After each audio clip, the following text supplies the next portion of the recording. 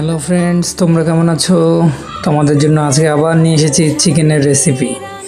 প্রথমে চিকেনটাকে ধুয়ে নিলাম, এরপরে হালকা সাদা তেল দিয়ে চিকেনটা চুলায় বসিয়ে দিলাম। চিকেনের রেসিপিটা তোমরা অনেকে জানতে চেয়েছো, কীভাবে করে একদম সাদামাটা চিকেন রান্না করা যায়। এরকম দিয়ে দেওয়ার পরে আমি দিয়ে দিলাম পরিমাণ মতো লবণ, হলুদ গুঁড়ো, লঙ্কা গুঁড়ো, ধনিয়া গুঁড়ো এবং কয়েকটা কাঁচা লঙ্কা দিয়ে দেবো। এবং একদম প্লেন মশলা, অন্য কোনো মিট মশলা বা অন্যান্য কোনো কিছু আমরা ব্যবহার করব না। স্বাস্থ্যসম্মতভাবে কয়েকটা তেজপাতা দিয়ে দিলাম, আর এলাচ, দারচিনি এগুলো দিয়ে দেব। এগুলো দিয়ে হালকা আছে এটাকে আমরা ভালো করে নাড়বো। এবং টেস্টটা বাড়ার জন্য কয়েকটা টমেটো দিয়ে দিলাম, যাতে তোমার ঝোলটা একটু ঘন হয়, গ্রেভিটা এবং দেখতে খুব ভালো লাগে। সেজন্য গ্রেভিটাও আমাদের দিয়ে দেওয়া হলো। কয়েকটা কাঁচা লঙ্কাও দিয়ে দিলাম।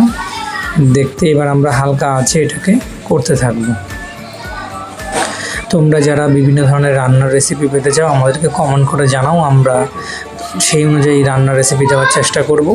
তবে আমি চেষ্টা করি সব সময় যেটা স্বাস্থ্যসম্মত, যেটা খেলে আমাদের কোনো ধরনের অসুখ হবে না, সেই ধরনের রান্না করতে।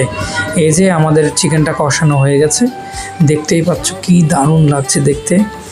অনেক একটা কালার চলে এসেছে চিকেনের। আমরা এখানে এরপরে একটু জল অ্যাড করে নেব।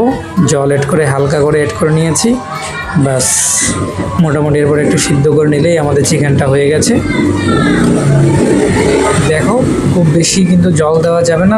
ঝোলটাও কত ঘন হয়েছে, চিকেনটাও কত পারফেক্টভাবে তৈরি হয়ে গেছে। এবং মাংসটাও তোমার দেখতে কত দারুণ লাগছে। আমি নামানোর আগে হালকা ধনেপাতা ইউজ করেছি।